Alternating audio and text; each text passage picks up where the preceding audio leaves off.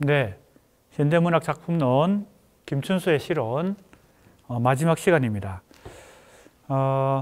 지난 시간에 이어서 김춘수 시론의 두 가지 결절점 중에서 두 번째 결절점 1937년 현상으로서 핵심적인 부분은 정지용의 산문시 백록담에 대한 평가입니다. 자, 지난 시간에 어디까지 공부했냐면 바로 이 부분입니다. 김춘수가 제시한 산문시의 조건에도 이런 복잡 미묘한 논리의 회로가 작용한다고 볼 수 있다. 자, 김춘수가 산문시의 조건 두 가지를 제시했죠. 첫 번째는 형태로서의 산문시, 두 번째는 내용으로서의 이미지점 이랬어요. 자, 시를 형태와 내용으로 나누고 형태로서는 산문시의 형태, 내용으로서는 이미지점 이랬어요. 자, 우리가 주목할 부분은 내용으로서의 이미지점인데, 자, 산문시와 이미지점의 관계를 살피기 위해서 김춘수가 산문시의 형태에 대해서 언급하고 있는 부분을 인용했습니다.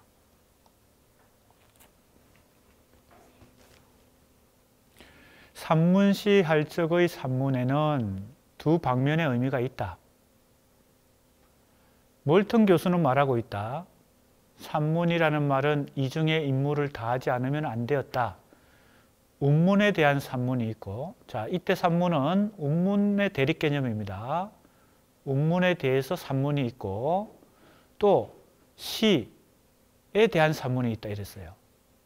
자, 시 가로하고 창작문학이라고 되어 있습니다. 자, 그러니까 이 산문에는 두 가지 의미가 들어있는데, 이 산문시 할 때 이 산문에는 첫 번째는 운문이 아니라 산문이라는 뜻이 있고, 두 번째는 시가 아닌 산문이다. 자, 그럼 이게 무슨 뜻인가 우리가 분석을 해봐야 됩니다. 몰턴 교수의 말을 인용했어요.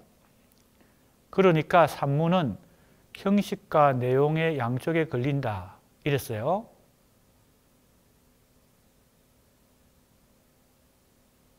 하여 산문은 존재하는 사물에 대한 창조적인 아닌, 즉 토의적인 내용의 문학이라는 성격을 가진다 이랬습니다. 자, 좀 더 읽어볼까요? 산문시는 형식으로 산문과 산문체라는 시 형태를 가지는 동시에 내용으로 보다 토의적, 비평적이어야 된다는 말이 성립될 것 같다. 자, 산문시라고 하는 것이 가지고 있는 두 가지 측면을 얘기했는데, 첫 번째는 형식적인 측면이고 혹은 형태적인 측면, 두 번째는 내용적인 측면입니다. 지금 몰턴 교수의 말도 그런 거예요. 첫 번째, 운문에 대해서 산문이라는 것은 형식적으로 운율이 있는 글에 대해서 운율이 희박한 혹은 운율에서 벗어난 글이 있다는 뜻의 운문에 대한 산문이니까 이건 형태적인 측면의 산문시입니다. 산문시라는 개념 속에 형태적으로 산문의 형태를 가진 시다. 두 번째, 이 시는 가로하고 창작문학이니까 예술로서의 문학, 창작문학에 대한 산문이니까 이 산문은 여기서 얘기하는 토의적인 거, 그죠? 창의적이지 않은 거, 좀 더 뭡니까? 비평적인 거, 이런 뜻입니다. 이건 형식적인 측면이 아니라 내용적인 측면이에요. 속성이 그렇다는 겁니다. 자, 형태적인 면에서 산문이기 때문에 산문시고, 두 번째, 내용적인 측면에서 창의적이지 않은, 즉 예술 창작품이 아니기 때문에 산문이다. 그런 뜻이 이 속에 다 들어있다는, 두 가지 뜻이 있다는 겁니다. 자, 그래서 이렇게 얘기합니다. 산문은 형식과 내용의 양쪽에 걸린다. 그래서 산문은 존재하는 사물에 대한 창조적인, 이 창조적인 게 바로 내용에 대한 이야기죠. 형식이 아니고, 형태가 아니라 내용적으로 이 창작 문학이 아니라는 뜻입니다. 창조적이 아닌 토의적이거나 토의적인 내용의 문학. 자, 이 내용의 측면입니다. 조동일 교수가 이런 유형의 장르를 교술 장르라고 지칭을 했습니다. 이건 그냥 참고하면 되고요. 김준수가 얘기할 때 이 산문시에서 두 가지 측면을 우리가 주목하고 고려해야 될 것 같습니다. 그러면 산문시에는 형태적으로는 운문이 아닌 산문이고 내용적으로는 창조적이 아닌 토의적이고 비평적이다 이런 말입니다. 산문시는 형식으로 산문과 산문체라는 시 형태를 가집니다. 그죠? 형식적인 측면, 형태적인 측면. 요게 이제 통틀어서 이제 우리가 형태 측면이라고 합시다. 두 번째, 내용적인 측면에서는 뭐예요? 토의적이고 비평적이다. 그래서 산문시가 문체로서 시 아닌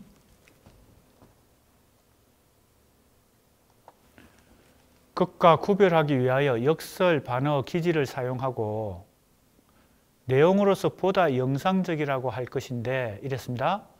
영상적이란 말이 나왔어요. 내용으로서 영상적이다.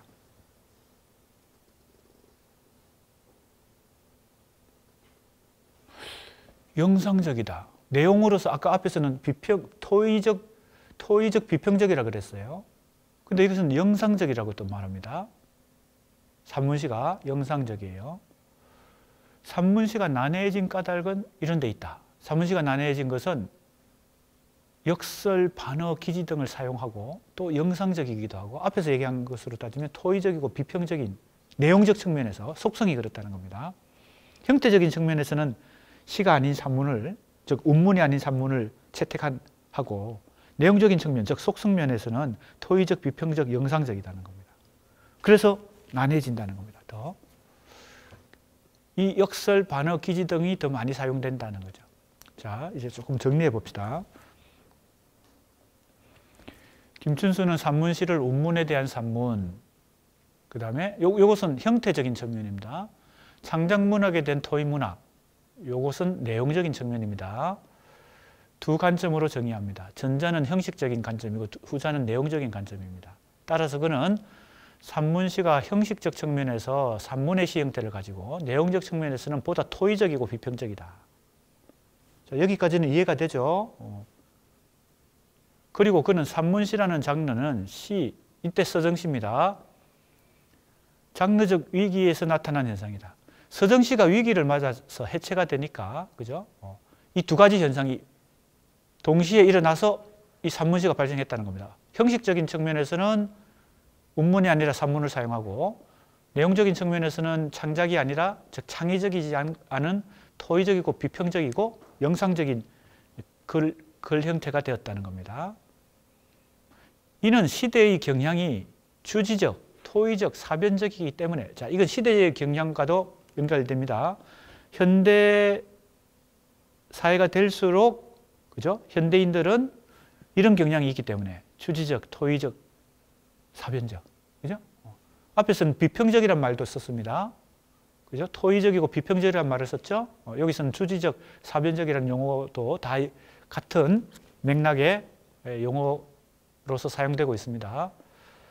여기서 우리는 김춘수가 산문시가 형식상 산문체를 가지지만 문체로서 시 아닌 것과 구별하기 위하여 자, 시 아닌 것과 구별하기 위하여 자, 그러면 산문시는 산문체를 가지긴 하지만 산문은 아니잖아요. 그죠? 시잖아요. 산문시도 시니까. 그러면 일반적인 수필과 산문시가 달라지기 위해서는 이런 걸 사용한다는 겁니다. 역설도 사용하고 반어도 사용하고 기지를 사용한다. 물론 수필도 이런 걸 사용할 수 있지만 일반 수필도 일반 산문도 이런 걸 사용할 수 있지만 일반 산문이 사용하는 것보다 더 빈도도 높고 더 강도도 강하게 산문시는 이런 걸 구사한다. 왜? 그냥 산문하고 구별하기 위해서요. 또 내용상으로는 토의적, 비평적이긴 하지만 보다 영상적이다 이랬어요. 자, 이 부분이 중요합니다. 토의적, 비평적이라는 것은 일반 논문이나 학술 논문이나 수필도 그리고 에세이도 이런 걸 다 가질 수 있죠. 그런데 그냥 수필하고 산문하고 달리 산문시는 이런 특성이 있지만 영상적이라는 거예요. 자, 여기서 영상적이라는 말의 의미는 그런 것입니다. 영상과 가장 밀접한 관련이 있는 것이 이미지죠. 영상, 그죠? 시각적인 이미지. 그러니까 산문시는 사실은 우리가 생각할 때 산문도 아니고 시긴 시인데 정형시도 아니고 자유시도 아닌 것이 산문시니까 산문시는 자기의 존재 방식을 어떻게 성립시키나, 그죠? 바로 이것입니다. 토의적, 비평적이지만 영상적이어야 된다는 겁니다. 김준수가 볼 때. 그리고 일반 산문과는 달리 산문이긴 하지만 역설 반어 기지를 사용한다는 겁니다. 이것이 김준수가 보는 산문시의 조건입니다. 근데 이 부분이 김준수가 이 시론집에서 제시하는 어찌 보면 독창적인 부분이니까 원래 일반적으로 누구나 동의하는 것을 다시 반복해서 주장하는 것은 크게 중요하지 않죠. 남들이 아무도 얘기 안 하는데 자기가 독자적으로 주장하는 거, 이게 이제 그 사람의 중요한 포인트니까 우리가 그 부분을 주목할 필요가 있습니다. 이 부분이죠. 김준수는 본격적인 산문시를 산문체라는 형태, 자, 첫 번째는 형태면입니다. 운문이 아니라 산문이라는 겁니다. 형태면에서. 두 번째, 역설, 반어, 기지 등을 사용하는 문체. 이거 뭐 수사법이라고도 말할 수 있고 문체라고도 말할 수 있습니다. 문체는 수사법의 한 뭡니까? 일부, 그죠? 포함되는 부분이라고 볼 수 있으니까. 자, 형태적인 면에서 산문체를 가지고 있고 문체적인 면에서는 역설, 반어, 기지를 긴밀히 사용하고 내용적인 측면에서는 영상적인 특징을 가진다. 자, 이 부분입니다. 자, 이 부분이 굉장히 특징적인데, 자, 내용상 토의적이고 비평적이긴 하지만, 그죠?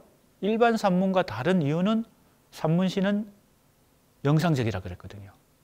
그러니까 이 영상적이라는 것은 보통 우리는 형식적인 혹은 형태적인 형상화 방식의 측면, 기법적 측면에서 영상을 자꾸 얘기하지 내용적으로 영상을 얘기하지는 않잖아요. 근데 이 내용상 영상적이라고 말하고 있습니다. 이 부분이 굉장히 특이한 거예요. 내용상 영상적이라고 말하고 있습니다. 그러니까 이 부분이 바로 내용에 있어서는 영상적인 특성을 가진다는 겁니다. 일반 산문과는 달리 산문시도 토의적, 비평적이고, 그죠? 그렇긴 하지만 영상적이라는 특징을 가진다. 내용에 있어서. 그러니까 여기서 내용으로서 보다 영상적이라는 표현은 앞서 인용한 함축하고 있는 이미지. 자, 앞에서 이 부분에 주목해야 된다 그랬죠. 누구의 작품을 높이 평가하면서 이렇게 얘기했습니까?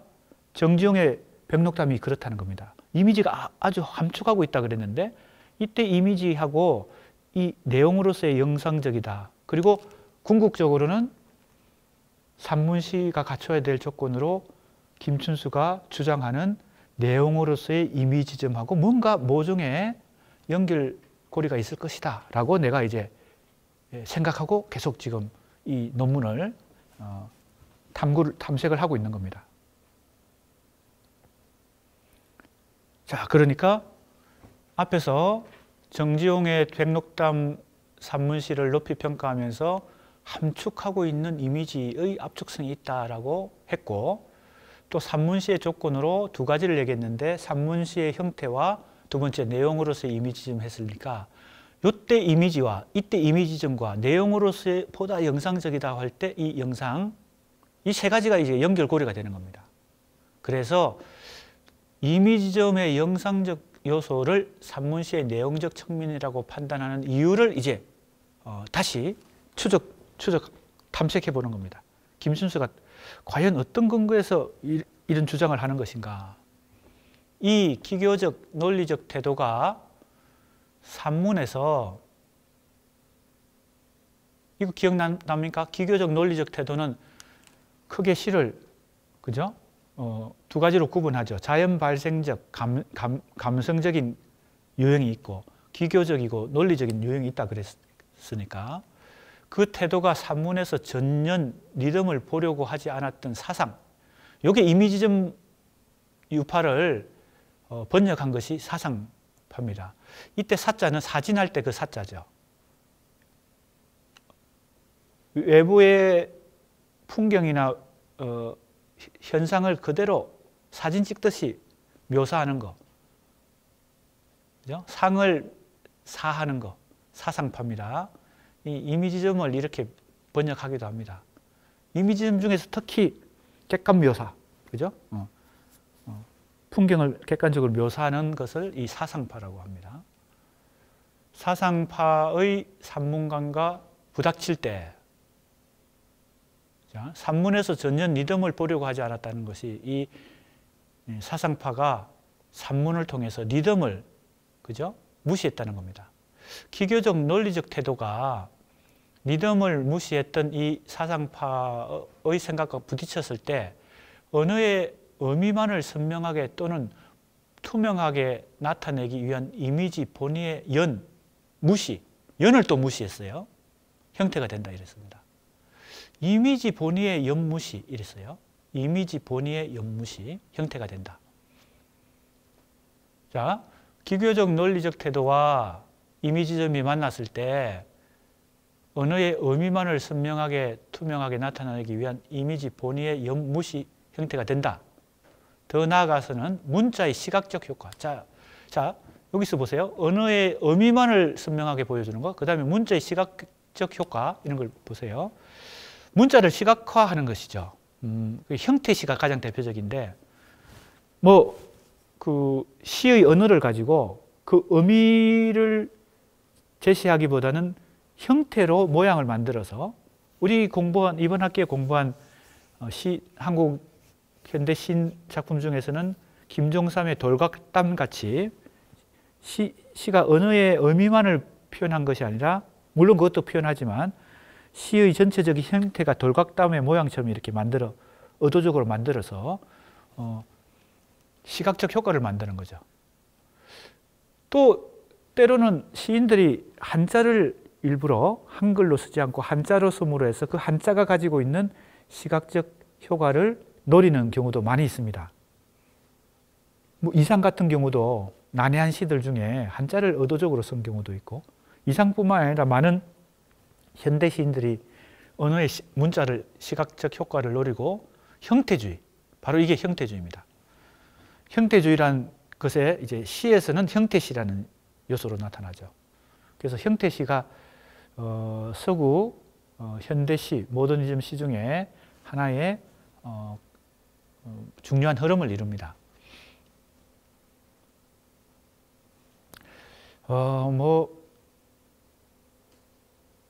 상징주의 프랑스 상징주의 시인 중에 여러 중요한 시인들이 많이 있지만, 말레아름의 시 중에 비를 시로 표현하기 위해서 불어로 썼겠죠. 우리말로 번역하면 이걸 이제 비라는 글자를 위에서 아래로 이렇게, 그죠? 차례로 내려 쓰는 거죠. 그럼 이 언어 자체가 비라는 단어이지만 이 비가 하강, 그죠? 수직적으로 하강하는 그 시각적 모양을 또 이 언어를 통해서 형태적으로 보여줄 수 있죠. 황지우의 산이라는 시는 이 삼각형을 만들어서 언어를 처음에는 일행은 한 글자 쓰고 두 번째는 세 글자 쓰고 네 번째는 다섯 글자 쓰고 이렇게 하면 이게 큰 전체적인 모양새가 삼각형의 모양처럼 되겠죠. 그 안에 이제 김종삼의 돌각담처럼 그 안에 어떤 단어와 의미를 가진 여러 가지 문장들이 구조들이 나타나지만 전체적인 모양은, 이 시의 모양은 삼각형으로서 산의 모양을 가지고 있겠죠. 조향의 시들 중에서도 형태시가 많이 있습니다. 조향도 초현실주의 시인으로 한국에서 대표적인, 꼭 굳이 유파를 우리가 어떤 초현실주의다, 낭만주의다 이렇게 유파로 그냥 그 시인의 특성을 그냥 전체적으로 설명해 버리는 것은 너무 좀 무책임하고 또 정밀성이 부족하지만, 조향 시인 같은 경우는 이제 가장 우리나라 모더니즘 시인 중에 초현실주의적인 경향을 보여줬다고 지금까지 일반적으로 평가되고 있죠. 물론 더 치밀하게 연구를 해서 초현실주의라는 설명보다 더 이제 세밀한 접근 방법이 필요하지만요. 그게 이제 형태주의입니다. 그게 이제 형태시라는 모습으로 나타나기도 하고, 더 한 걸음 나아가면 언어의 차원을 달리한 의미 이전의 언어 상태를 추구하는 새로운 산문 문어를 통한 심리적 형태가 되기도 한다 이랬어요. 이것도 어려운 얘기입니다. 언어의 차원을 달리한 의미 이전의 언어 형태. 야, 의미 이전의 언어 형태. 이게 뭘까요? 대체로 인간이 언어를 자연 상태에서는 언어가 없었겠죠. 그런데 이제 인간이 언어를 구사하면서 어떤 사물이든 생명체든 자연현상에 언어를 구사해서 그 명명을 하고 이름을 붙일 때 거기에는 언어 이후의 상태가 되죠. 그런데 의미 이후의 상태가 되는데 의미 이전의 언어 상태를 추구한다. 이것이 새로운 산문 문어다 그랬어요. 어렵긴 한데 우리가 이미 이 얘기는 앞에서 1917년 현상에서 얘기했던 것과 어느 정도 상통합니다. 그죠? 이건 회귀와 관련돼요. 그죠? 새로운 산문 문어지만 이것은 이전에 있었다고 생각하는 원초적 산문으로 회귀한다고 얘기했으니까 이것이 그렇게 연결시킬 수도 있지 않을까 생각합니다만 더 좀 살펴봐야 되겠어요. 의미 이전의 언어 상태. 이게 무의미시하고도 관련되겠죠. 김춘수가 이제 나중에 지금 이건 초기 실론집이니까 첫 번째 실론집이니까 나중에는 중기 이후에 무의미시라는 시도하고 시론으로도 주장하겠죠. 그때 무의미시론이 나옵니다. 그것의 맥락과 닿는 것이라고 생각이 됩니다. 짐작이 됩니다. 그러니까 이런 생각은 이미 이 첫 번째 실론집에서 김춘수가 다양한 모색을 하면서 가졌던 것 같아요. 나중에 중기 이후에 이 대목이 바로 무의미 실론으로 발전한다. 이렇게 볼 수 있겠습니다. 의미 이전의 언어 상태를 추구한다. 그죠? 자, 이제 설명을 좀 해봅시다. 김춘수는 운문 이후의 새로운 산문의 형태가 운문을 겪은 다음이기 때문에 원초적 산문과는 달리 기교적, 논리적으로 되며 이건 앞에서 우리가 공부한 바 있습니다. 운문과 정형보다 한층 더 시의 효과를 형태에서 얻으려는 심리가 작용한다고 전제한다. 앞에서 이거 공부했어요, 우리가. 그리고 자유시 일의 시 형태로서 산문에서 전혀 리듬을 고려하지 않았던 사상파, 이게 이미지점입니다. 이미지를 중시하는 연무시, 그 다음에 문자의 시각적 효과, 형태주의, 의미 이전의 언어 형태를 추구하는 새로운 산문 문어, 통한 심리적인 형태, 다양한 예를 들고 있습니다, 지금. 자, 그래서 이 시 형태들은 문해사조적 개념으로 이걸 좀 정리를 하면 김춘수가 이렇게 설명하고 있는데 이 설명을 문해사조와 결부시키면 이미지점 시에 해당되고요.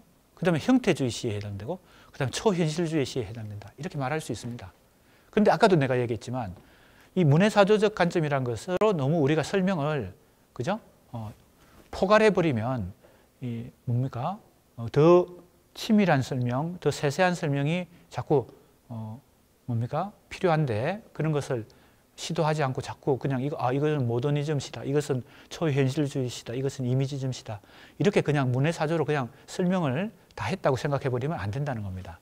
김춘수도 그래서 이런 식의 문해사조적 개념보다는 이렇게 좀 설명으로 하지 않았나 싶어요. 굳이 연관시킨다면 이렇다는 겁니다. 여기에 해당된다는 겁니다. 김춘수가 이미지점의 산문관을 언급하면서 이미지를 언어의 의미만을 선명하게 또는 투명하게 나타내기 위한 것이라고 설명하는 이 부분이 또 주목해야 된다는 겁니다. 왜냐면요, 계속 지금 내가 어떤 연결고리를 찾고 있죠. 뭡니까? 이미지점을 내용이라고 보는 것이 굉장히 독특한 관점이기 때문에 지금 김춘수가 이 대목에서도 언어의 의미만을 선명하게 또는 투명하게 나타내기 위한 것이라고 하면서 이미지를 얘기하거든요. 보통 우리는 이미지를 내용과 결부시키지 않고 형식과 결부시키고, 그죠? 대표적인 게 T.S. 엘리어트의 객관적 상관물인데 내용 자체를 직접 표현하지 않고 그걸 간접적으로 표현하는 겁니다. 그죠? 물론 그랬을 때 내용이 사라지는 건 아니겠죠. 내용은 그 이미지를 통해서 그죠? 전달되는 거겠죠.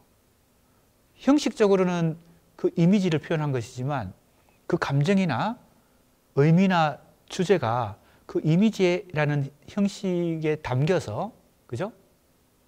그걸 매개로 해서 독자에게 전달이 되겠죠. 감정도 전달이 된다는 것입니다. 엘리어트의 생각이.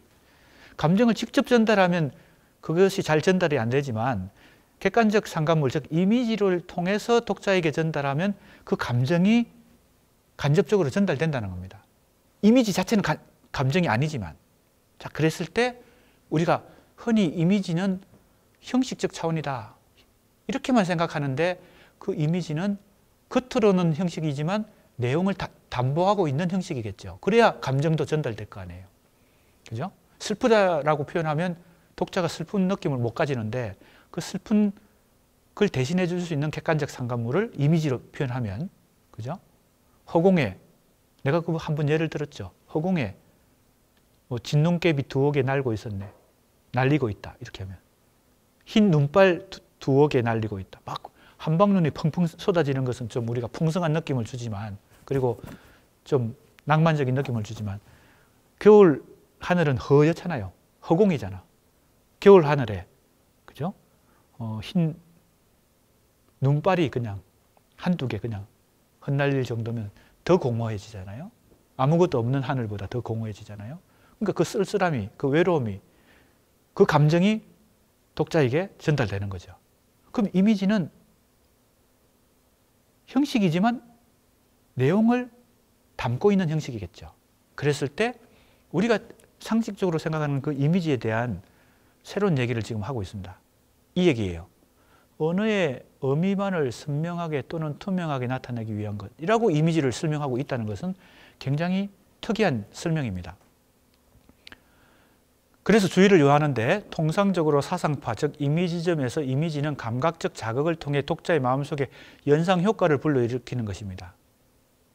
왜 연상효과일까요? 이 이미지는 직접적인 감각이 아니에요. 뭐 너무 쉬운 예로 샛별 같은 눈동자라는 비유를 썼을 때 샛별이 이미지인데 그건 시각적 이미지죠. 근데 지금 그 샛별 같은 이미지라는 그 샛별이라는 언어는 언어적 전달로서 이미지인데 그 이미지 자체가 샛별을 직접 내가 눈으로 보는 그 시각을 느끼는 것은 아니에요. 마음속에서 그 시각을 추체험하는 연상효과가 일어나기 때문에 직접적인 시각은 아니라는 겁니다. 직접적 시각적 체험은 아닌 것이죠. 예전에 시각적 체험을 했던 것이 마음속에서 연상의 효과로서 생겨나는 시각적 체험이지 직접적인 시각적 체험이 아닙니다. 언어적 체험일 뿐이죠. 즉 언어적 간접적 효과일 뿐입니다. 그래서 그게 이미지인데 시에서의 이미지인데 그래서 시의 이미지는 영화의 이미지하고는 다릅니다. 이해가 되죠? 이거 어렵지 않죠? 그래서 보세요. 이때 이미지점은 영화의 차원이 아니고 시에서의 이미지점이니까 이건 언어적 차원의 이미지입니다. 언어적 이미지는 감각적 자극을 통해 독자의 마음속에 연상효과를 불러일으키는 구체적인 사물이나 현상을 지칭하는 것입니다. 조금 전에 샛별 같은 눈동자 할 때 샛별, 허공에 떠다니는 흰 눈발 이런 게 다 이미지죠. 언어의 의미만을 나타내기 위한 것으로 이해하는 것은 상당히 무리가 있죠. 왜냐하면 그것은 구체적인 현상이니까 샛별이든 그죠? 샛별이든 흰 눈발이든 그런데 왜 김춘선 여기서 언어의 의미만을 선명하게 투명하게 나타내기 위한 것이라고 강조했나 이것이 궁금합니다. 이 점에 대해서 또 추적을 해야 됩니다. 그래서 연구라고 하는 것은 뭐 문학을 연구하고 이제 논문을 쓰고 하는 것은 이 의심이라고 하면 좀 나쁜 의미의 의심이 아니고 이 호기심과 궁금증을 가지고 계속 탐정이 뭐예요? 범인을 찾기 위해서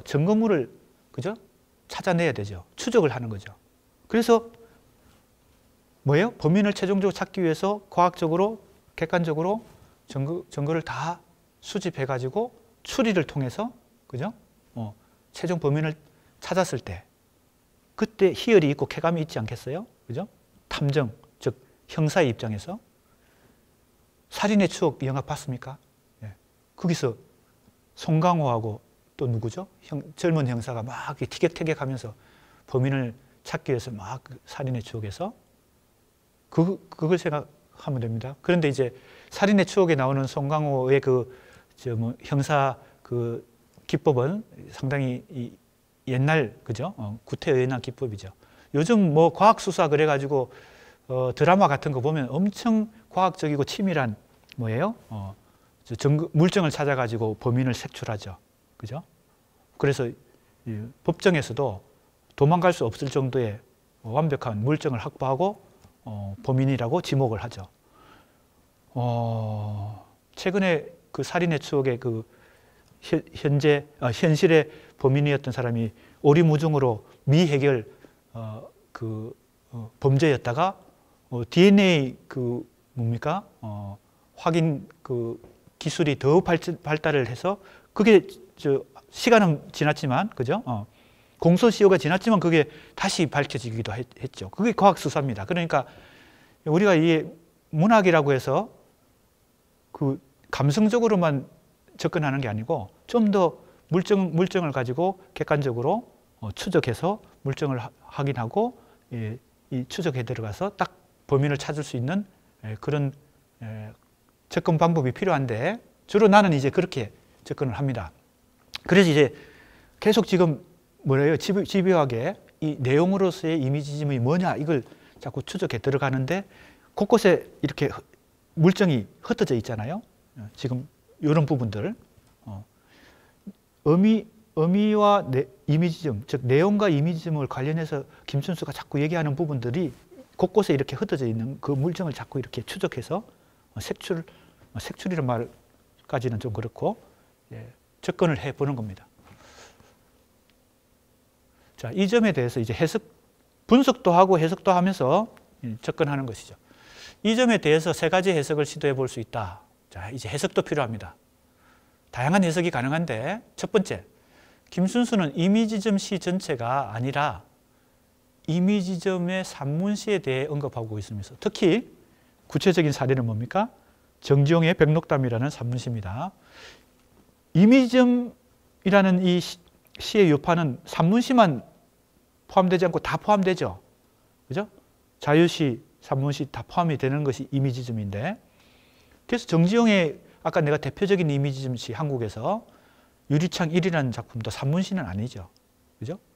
그러니까 지금 김춘수가 주장하는 이 대목은 주로 이미지점시 전체라기보다는 이미지점시의 산문시, 특히 이미지점의 산문시에 대해서 언급하는 것이니까 운율과 연을 무시한 산문시의 형태가, 그죠? 잘 보세요.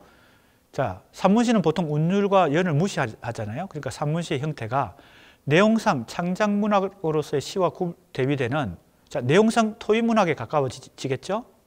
뭐 이상의 시 같은 경우 이 산문시들이 대체로 그런데, 그 다음에 비평적 관념적인 특징을 가진다. 여기까지는 이해가 되죠? 산문시는 이미지점 전체가 아니라 이미지점 중에서도 산문시는 토의적인 속성을 가지고 비평적이고 관념적인 특성을 가집니다. 둘째, 김춘수가 자유시 이래의 이후란 뜻이죠. 자유시 이후의 시 형태의 사례로 제시한 이미지점 시, 그죠? 그다음에 형태주의 시, 보통 이걸 그냥 형태시라고 말합니다. 형태시. 세 번째, 초현실주의 시가 각각 언어의 의미, 자, 이건 의미에 초점을 맞춘 것이고요. 이미지점 시는. 형태주의 시는 시각적 효과에 초점을 맞췄고, 초현실주의 시는 의미 이전의 언어라 그랬어요. 의미 이전의 언어, 초현실주의 시. 여기에 다 이 강조점을 뒀기 때문에 이미지점 시는 언어의 의미에 초점을 맞췄다고 보는 겁니다. 다 언어적 차원이죠. 이건 언어 의미고, 이건 언어의 시각적 효과고, 이것은 언어 의미 이전의 언어고요. 그 각각의 설명이요. 상태라는 특성을 가진다는 변별성을 강조하기 위해 다소 도식적으로 설명하고, 이게 두 번째 해석입니다. 언어의 어떤 측면을 이제 세 가지가 변별성이 있는데, 첫 번째 이미지점 시와 형태 시와 초현실주의 시, 이게 대표적으로 서구 현대 모더니즘 시 중에서도 대표적인 세 가지 경향을 얘기하고 있어요, 김춘수가. 그런데 이 세 가지 시는 다 언어적 측면에서 차이가 있다, 변별성이 있다라고 얘기하려고 하다 보니까 이미지점 시는 의미에 초점을 맞추게 됐다는 겁니다. 그걸 강조하게 됐다.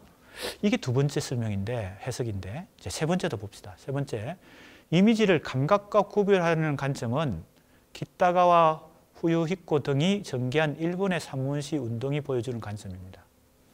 자, 그러니까 이제 이거는 비교문학적 관점까지 동원해야 되는 거죠.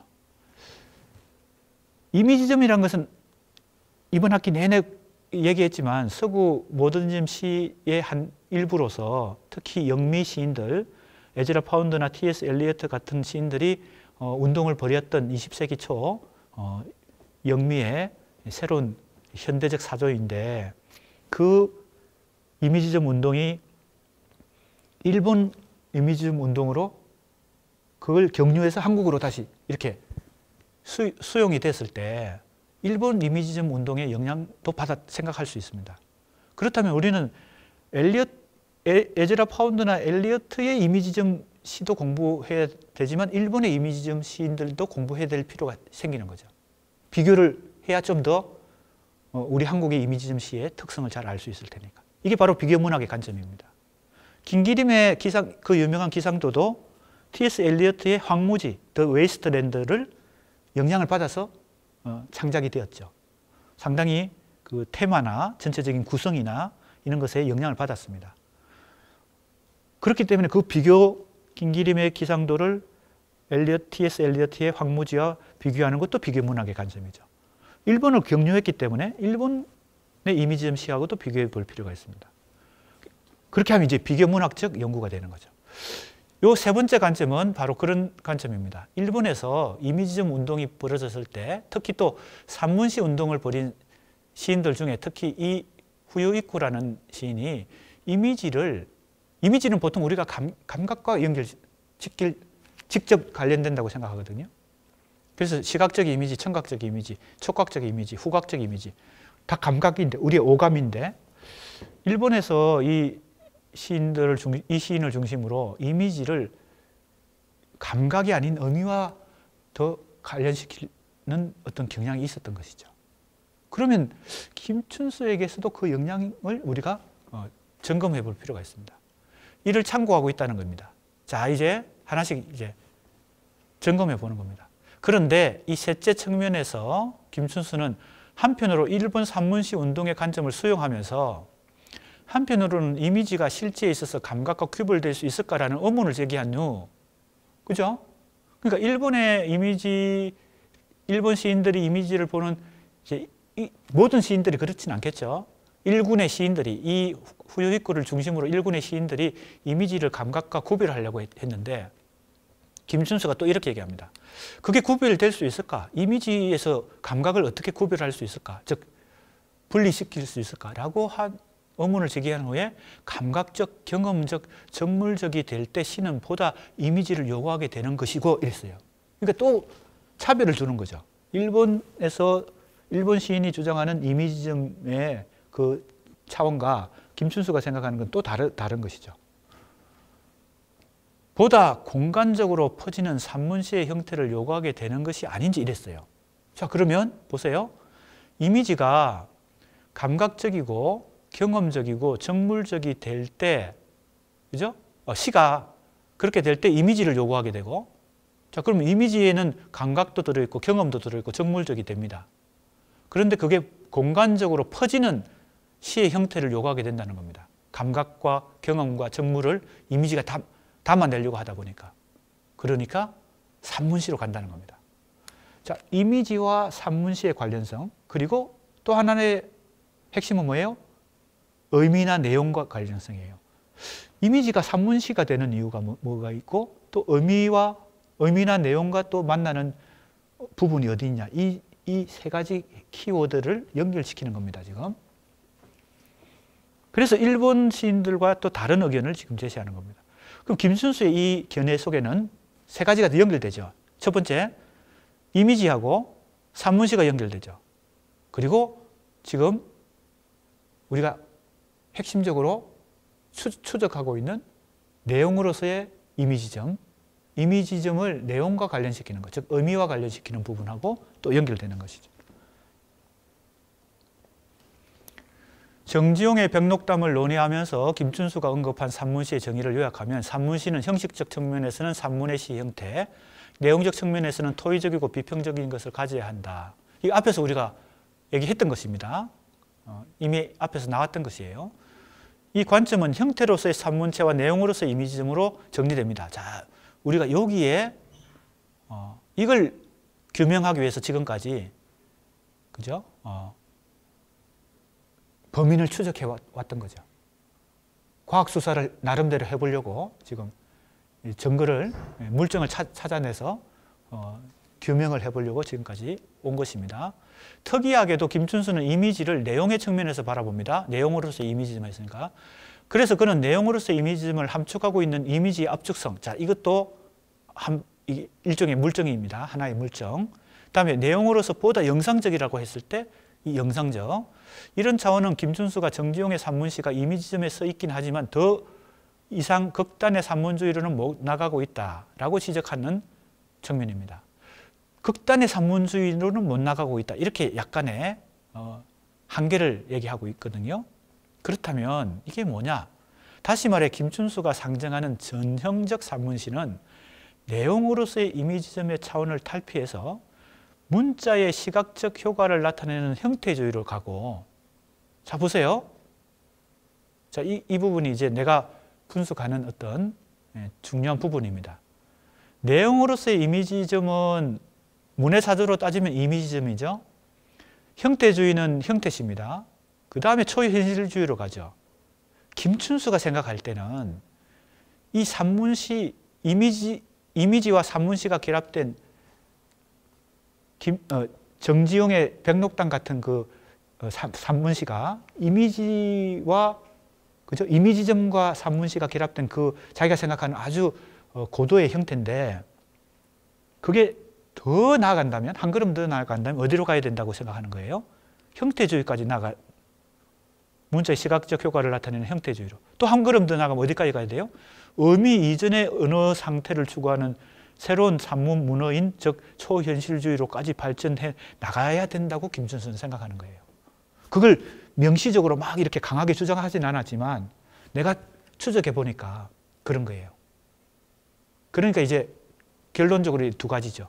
김춘수가 이 한국 현대시 형태론에서 한국 현대시를 형태면에서 연구하면서 두 가지 결절점을 찾아냈는데, 첫 번째는 1917년 김소월의 이상한 현상이고, 두 번째는 1937년 정지용의 산문시인데, 이 정지용의 산문시를 주장하면서 첫 번째 김소월의 이상한 현상에서는 결론적으로 뭘 주장한 거예요? 정형시, 자유시, 산문시로 전개되는 순차적 이 시 형태의 발전 과정에다가 플러스 원초적 산문, 웅문, 다시 산문으로 가는, 그죠? 회귀의 그 과정을 덮어 씌웠잖아요. 이 두 가지를 같이 결합시켜가지고 자기 나름의 새로운 이론을 제시한 거예요. 그게 첫 번째 결절점이고, 두 번째 결절점에서는 바로 이미지점과 산문시를 결부시키는 자기가 생각하는 진보적 관계예요. 김소월의 1917년 김소월의 현상에서는 회귀와 관련된 자기 이론을, 독창적인 이론을 제시한 거고, 그죠? 크게 보면 순차성 속의 회귀라고 하는 이 이론을 결합시켜서 하나의 새로운 주장을 한 것이고, 두 번째 1937년 현상에서는 정형시, 자유시, 산문시로 발전돼 가는 이 진보의 차원에서 주장을 하는 거예요. 누구의 예를 들어서? 정지용의 산문시, 백록담을 예를 들어서. 백록담이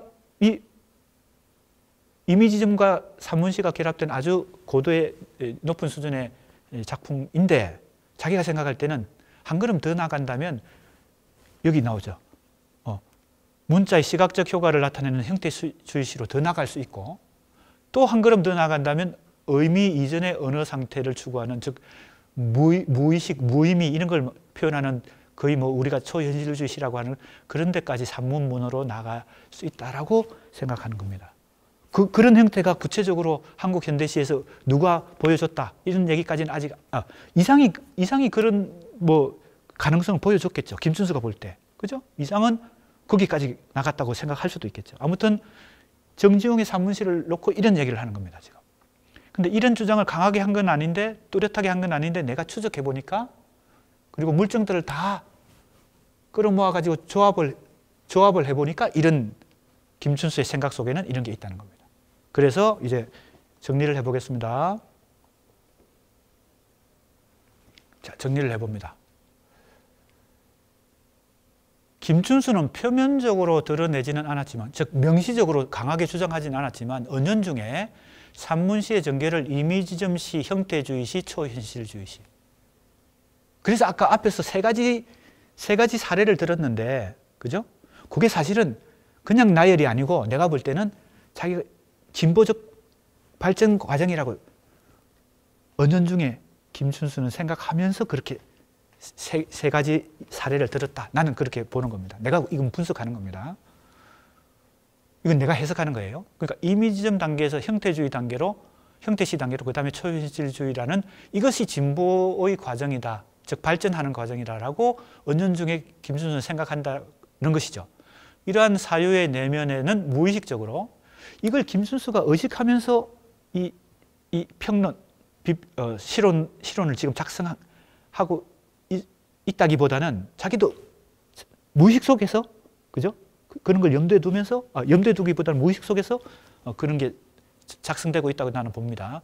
무의식적으로 시의 의미보다 형태보다 심리가 더 중요하다는 가치 판단이 개입된다. 김춘수의 시인으로서 혹은 실론가로서의 입장이 그렇다는 겁니다. 의미보다는 형태보다는 심리가 더.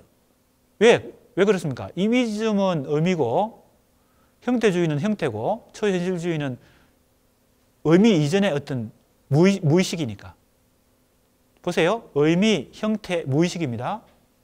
이게 발전이라면, 이게 진보라면 시에서 의미보다는 형태가 더 중요하고 형태보다는 무의식이 더 중요하다. 이렇게 가치 판단하는 게 아닐까. 이렇게 내가 보는 겁니다. 이런 사실은 김춘수의 초기 실론인 첫 번째 실론집이죠. 한국 현대시 형태론의 내부에 그 속에 후기 실론인 의미와 무의미, 시의 표정 등에서 바로 이 후기 실론에서 무의미 실론이 나오는 거죠. 본격적으로 그게 표면화됩니다. 지금 이 연구에서 여러 가지 주장을 하고 있지만 또 하나의 주장은 뭐예요? 김춘수 후기 실론을 대표하는 무의미 실론이 이미 첫 번째 실론집 한국 현대시 형태론에 사기 트고 있었다. 배태. 그죠? 초기 형태가 이미 첫 번째 실론집에 삭을 틔웠다는 거. 배태되어 있었다. 그죠? 서술적 이미지를 거쳐 무의미시로 전개되는 핵심적 이론의 씨앗이 잠재되어 있다. 명시적이진 않은데 은연중에 의미를 지우고 형태를 넘어서 의미 이전의 심리, 이게 무의식입니다. 무의식으로 나아가는 김춘수 후기 실론의 향방이, 그 방향성이 한국 현대시 형태론의 산문시 논의 속에서 이미 그 삭을 틔우고 있었다. 그죠? 배태되고 있었다. 이와 관련해서 김춘수가 한국 현대시사에서 산문시를 개척한 시인으로 정지용과 더불어 바로 이상, 그죠? 그리고 50년대 김구영. 그러니까 정지용을 여기서 37년의 현상으로 백록담이라는 산문시를 높이 평가하면서 그 다음 단계로 뭐예요? 내용으로서의 이미지점 다음에 형태시의 단계, 그 다음에 초현실주의 시 단계. 즉 의미, 형태, 무의식이라는 이 진보적 단계, 한국 현대시 진보적 단계를 김춘수의 실론을 통해서 이렇게 증거 자료를 다 종합해서 내가 정리해 보니까 그렇다는 겁니다. 그래서 30년대 이상과 50년대 김구영이 김춘수에게 있어서는 이 정지용의 연장선에서 중요한 시인이다. 그래서 김춘수는 이상을 정중이 더 나아가지 못한 극단적 산문주의 시인으로 간주한다 이랬거든요. 자, 이때 극단적 산문주의, 그죠? 정중은 여기까지 못 간 것입니다. 김춘수가 볼 때는요. 그죠? 산문시와 이미지점을 결합시키긴 했지만 여기까지는 못 간 거예요. 자, 그 다음에 이제 거의 마무리될 때가 됐습니다. 이상의 시의 문장은 통사적이 아니고 회사적이다 이랬어요. 이때 해자는 해체한다 할 때 해자입니다. 흩어리는 겁니다. 해체. 통사하는 것은 이게 문법을 통해서 이렇게 결집시키는 거, 모으는 겁니다. 띄어쓰기와 구독점 무시, 문자 대신 숫자를 쓰고 문장 대신 수식을 나열하고 있는 것 등이 그렇다. 이러한 해사적인 문장은 그대로 시의 형태에 야릇한 해사적인 심리의 음영을 던진다. 또 심리가 여기 등장하거든요. 김춘수가 시론을 제시하면서 항상 개입하는 것은 언어 심리입니다. 시인이 시를 쓸 때 그 언어를 구사하는 과정에서 어떤 심리가 작용하는가. 객관적 형태가 기본이지만 또 하나 중요한 것은 그 언어를 구사하는 과정에 작용하는 심리입니다. 자, 이상의 시를 쓸 때 어떤 해사적인 심리가 그런 그림자가 보인다는 겁니다. 그런 해체적인 심리가 있기 때문에 이런 시의 형태가 나왔다는 겁니다. 띄어쓰기, 구독점 무시, 문자 대신 숫자 쓰는 거, 수식을 나열하는 거 이런 거죠. 우리 너무 이런 것은 잘 알죠. 이상의 시를 그죠? 보면 이런 게 너무 눈에 잘 띄니까요. 이런 건 형태적인 거잖아요. 이런 건 다 형태적인 것인데 이런 시의 형태에 심리가 그죠? 그 해체적인 어떤 심리가 작용했다는 겁니다. 시 형태라고 하는 현상을 밑받침하고 있는 혹은 뭐 밑받침하고 있는 시인의 정신 상태, 이게 심리입니다. 시인의 정신 상태. 들여다보기 전에는 정기, 내종의 형태의 연륜은 알 수 없다. 그죠? 그러니까 김춘수가 시론을, 즉 비평을 하는 일관된 관점은 기본적으로는 시의 형태, 장르, 그죠? 형식에 관심을 갖는다. 두 번째는 그 형태, 형식, 장르를 만들어내는 시인의 언어 구사의 심리적 작용. 다른 말로 하면 무의식적 작용. 그죠? 그 두 가지가 핵심입니다. 그건 우리가 이 단원을 공부하는 처음에 바로 그런 얘기가 나왔습니다. 김춘수는 이상시의 형태를 주목하고 해사적인 문장이 시 형태에 야릇한 해사적인 심리의 음영을 던진다고 말하는데 이 표현은 시의 형태가 장르적으로 형성되는 언어의 심리적 과정을 중시하는 기본 관점을 확인시킵니다. 이건 이미 우리가 이 기본 관점은 이미 학습을 했습니다. 김춘수에 의하면 이상시에서 띄어쓰기와 구독점의 무시는 독자의 시신경을 피로케 하고, 이건 우리가 독자로서 이상의 시를 읽다 보면 그렇게 되죠. 필요하죠. 왜? 이게 해독이 잘 안 되니까 이게 막 뜯어서 읽어야 되잖아요. 분석하면서 읽어야 되잖아요. 의식의 흐름을 눈으로 볼 수 있게 하죠. 그죠? 이것도 이해가 됩니다. 띄어쓰기를 하지 않고 이렇게 이어서 쓰면 그게 분절되지 않은 거잖아요. 언어로 분절되는 것은 의식화된 거잖아요. 근데 의식화 이전의 무의식 단계를 무의식 차원의 심리를 표현하기 위해서는 이 분절되지 않은 띄어쓰기를 하지 않은 언어를 사용함으로 해서 바로 의식의 흐름을 눈으로 볼 수 있게 하는 거죠. 그 다음에 삽입구는 일종의 에피소드로서 영화의 몽타주 수법에 가깝다. 삽입구가 종종 나와요. 이상의 시에. 그래서 그것은 영화의 몽타주 기법과 가깝지만 보다 설명적이다. 이렇게. 수식은 이제 숫자 같은 걸 막 하죠. 산수가 막 나오잖아요. 1 플러스 2는 3 뭐 이런 게 막 나오잖아요. 시 형식의 완전한 왜곡이고, 도표는 숫자나 수식보다 한층 더 리얼리즘적이다. 허무주의적이라는 겁니다. 현대인의 허무를 보여준다. 한편 김춘수는 이상의 시를 형태만으로 보지 않고 그것을 밑받침하고 있는 시인의 정신 상태까지 들여다봐야 한다. 즉 심리 상태를 봐야 한다. 역설과 비밀을 가진 채 절망한 사람의 시니컬한 웃음으로 이상시의 특성을 파악합니다. 지금은 우리가 이게 너무 이제 많이 이상시에 대해서 이런 특성을 많이 파악하지만 김춘수가 여기에 주목을 합니다. 그리고 시인론을 위한 각서라는 부록, 이 책의 부록에 역시 이상에 대해서 언급하는데 이상의 정신 상태를 육신과 정신, 생활과 의식과의 언밸런스로 말미암은 자기 부패, 그죠? 자아의 분열이죠. 자기 부패. 의식을 의식하는 이율배반성. 이게 끝없는 순환성을 가지죠. 자기 의식이라고 하는 것은 자기를 의식하는 의식을 또 의식하고 또 의식하죠. 그러니까 이 끝없는 순환. 이상의 시에 그런 속성이 있죠. 자기 의식의 순환성. 그래서 결국 절망하게 되죠. 그죠? 절망은 기교를 낳고 기교는 절망을 낳고 뭐 이렇게. 예. 서구 근대 기술 문명의 합리주의 정신에 대한 비판, 야유 이런 것들을 설명합니다. 김순수가 이상에 대해서 굉장히 관심을 많이 갖고 높이 평가하고 있는 것이죠. 그런데 이상을 극단적 산문주의 시인으로 간주한 김춘수가 이상시의 산문적 특성에 대한 논의를 더 진전시키지 않고 시인의 정신 상태를 언급하는 점은 논의의 초점에서 벗어난 측면. 이건 내가 이제 약간 비판적으로 김춘수의 이 분석을 좀 검토하고 있는 것입니다. 극단적 산문주의 시인이라고 일단 평가했으면 그 산문주의의 속성에 대해서 더 얘기를 중점적으로 해야 될 텐데 정신 상태를 들여다봐야 된다는 말은 맞지만, 그죠? 시의 형태만을 보지 않고 정신 상태를 들여다봐야 된다는 말은 맞지만 이런 정신 상태와 관련된 얘기들 있잖아요. 뭐 생활과 언밸런스하고 뭐 이율 배반성이 있고 합리주의 정신에 대한 비판이고 이런 것은 다른 사람들도 많이 언급했기 때문에 김순수가 아니라도 김순수라면 적어도 시의 형태적인 측면에서 더 이걸 세밀하게 더 치밀하게 더 분석을 해줘야 될 텐데 다른 사람들이 하듯이 자기도 정신 상태에 대해서 이상의 정신 상태에 대해서 더 얘기를 많이 하고 있어요. 그래서 사실은 이걸 더 밀고 나가야 되는데요. 산문적 특성에 대한 논의를 더 진전시켜야 되는데 그 부분을 하지 않고 있어요. 김춘수가. 김춘수는 이상이 형태면에서 극단적 산문시를 쓰는 반면 김구영, 이제 김구영에 대한 얘기로 들어갑니다. 김구영은 내용면에서 극단적 산문시를 쓴다. 자, 이 부분도 그렇습니다.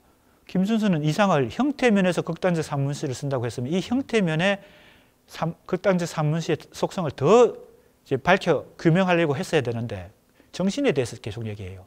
자, 그리고 이제 김구영으로 넘어갑니다. 김구영은 내용면에서 극단적 산문시를 쓴다고 평가합니다. 자, 지금 내 이 글이, 그죠? 이 단원에 어디로 자연스럽게 넘어갔습니까? 1937년 현상에 대해서 김춘수가 규명하면서 정지용의 산문시를 평가하는 그 연장선에서, 그죠? 내용보다는 형태보다는 무의식의 더 발전 가능성을 높이 평가하는 이 김춘수의 비평적 그 관점, 실론적 관점을 쫓아서, 그죠? 따라서 내가 이상에 대한 김춘수의 관점, 김구영에 대한 김춘수의 관점, 이런 걸 이제 순차적으로 지금 탐구하고 있는 것입니다. 구영의 시는 내용으로서보다 인생과 문명을 비판하고 있다는 점에서 토의문학적 성격이 농후하다. 토의문학은 산문시의 특성이죠. 그죠? 어떤 속성입니까? 내용으로서의 속성입니다. 형태적인 속성이 아니고 내용으로서 토의문학에 가깝다. 왜? 굉장히 종교성도 있고 인생에 대한 깊은 주제의식을 갖고 있고 뭐 이렇기 때문에요. 종교적 의식도 굉장히 강하고요. 형태로서의 산문과 내용으로서의 비판적, 현실적, 주지적 요소들의 요소를 화합한다면 시라고 할 수 없는 것이 빚어져 나올 것은 필연이다. 서정시가 아닌 거죠. 그죠? 형태로서도 산문체를 쓰고 있고 내용으로서도 주지적이고 비판적이고, 그죠? 현실적이고 토의적이라면 이제 서정시는 아닌 것이죠. 시 형태가 새롭게 산문시로 전개되자 시의 내용이 토의적이 되었다는 것 또한 흥미 이상의 그 무엇이다. 자, 역시 마찬가지입니다. 산문시를 형태의 측면과 내용의 측면을 두 가지를 같이 고려하는 것입니다. 형태로만 산문시가 된 게 아니라 내용적으로도 토의적이 되었다는 겁니다. 그래서 종교적인 막 진술도 쓰고, 그죠? 정치적인 표현도 막 하고, 뭐 예를 들면 이전에 서정시에서는 그러지 못했을 텐데 비판적, 토의적, 그죠? 설명적이 된다는 겁니다. 서정시보다는 보다 객관적이고 추정적이고 표출적인 문학 형태인 서정시, 그죠?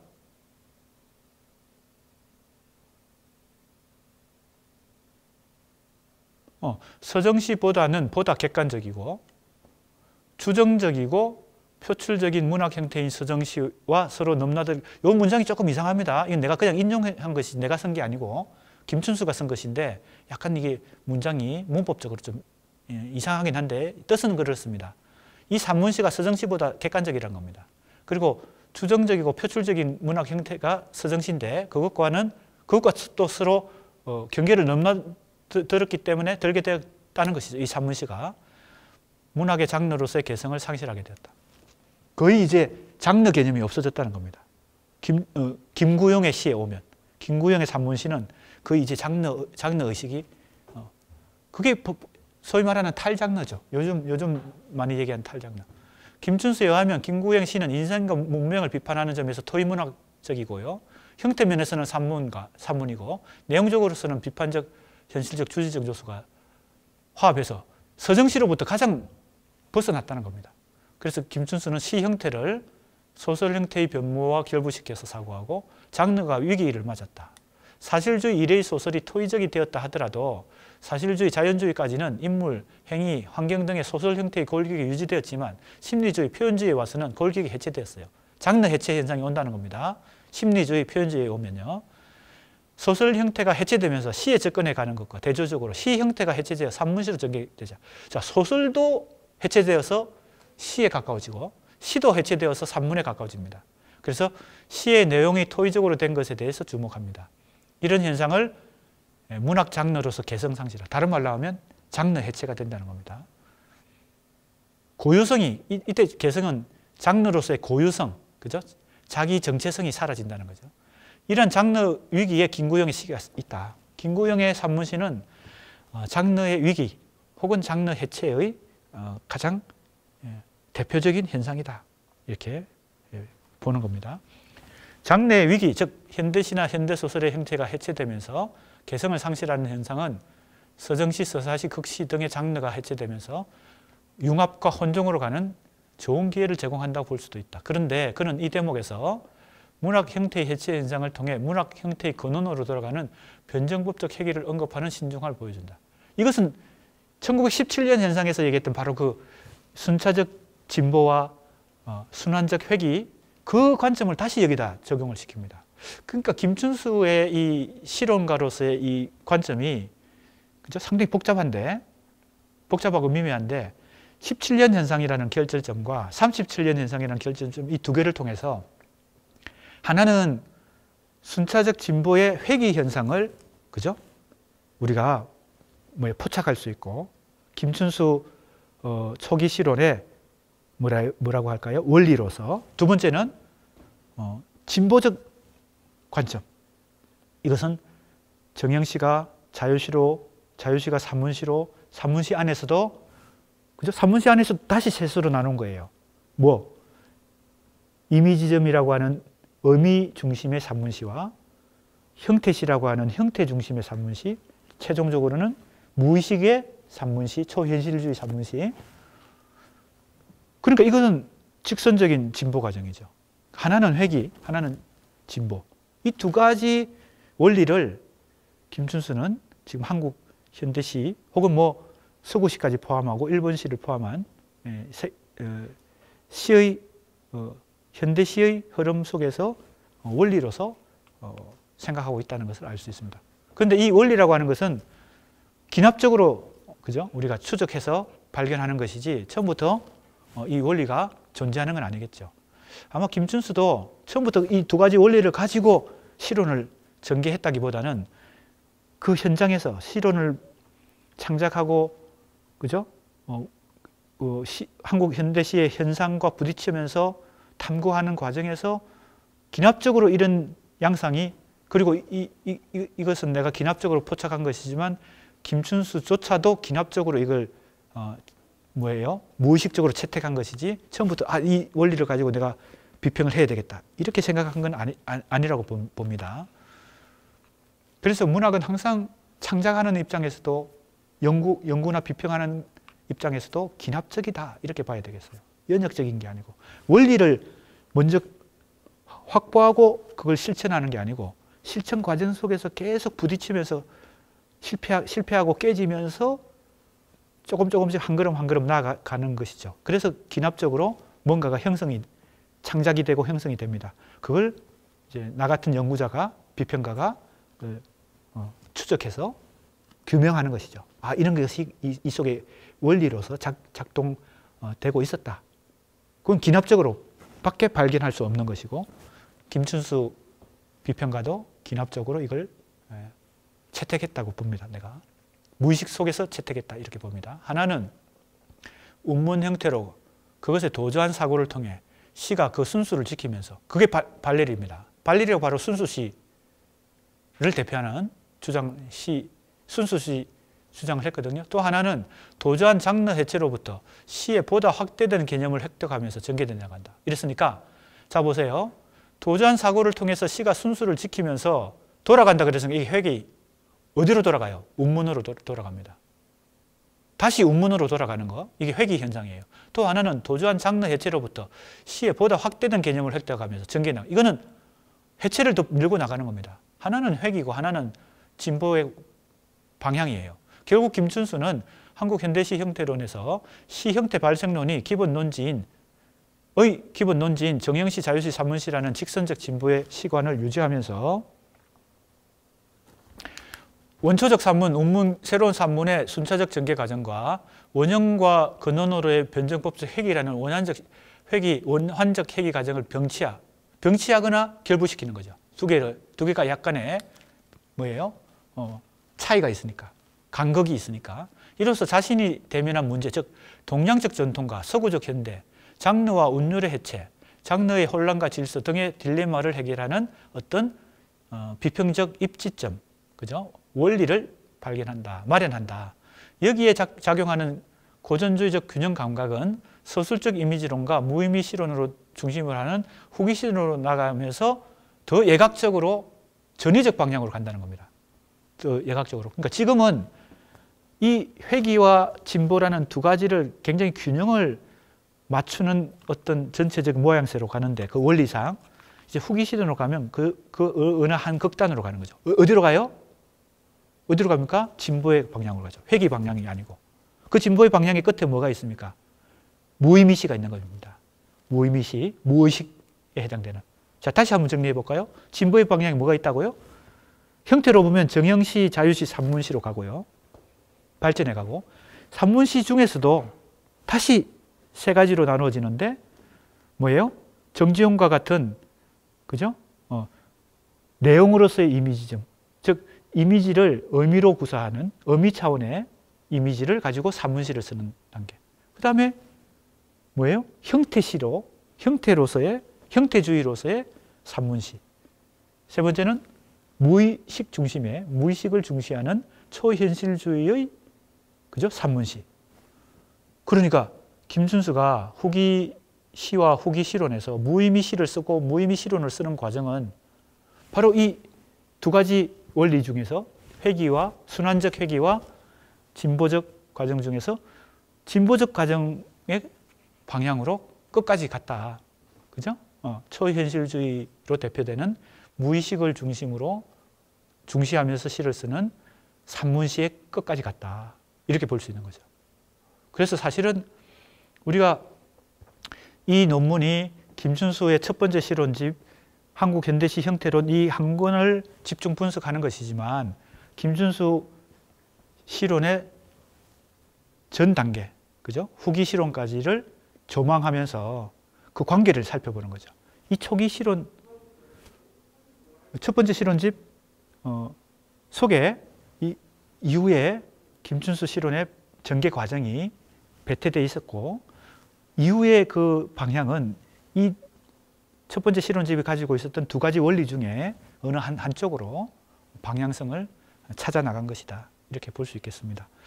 자, 이게 우리 중간고사 이후에 진도 범위는 현대 비평인데, 중간고사 이전은 현대시고요. 기억이 다 나겠지만 간단하게 다시 얘기하면 중간고사까지의 우리 진도 범위는 한국 현대시, 특히 해방 이후의 한국 현대시 중에서 다 할 수는 없으니까 조지훈, 그 다음에 김종삼, 김강림, 전봉건, 그리고 김수영, 김춘수, 김지아, 항지우, 김용택, 유하 여기까지 현대시를 공부했고요.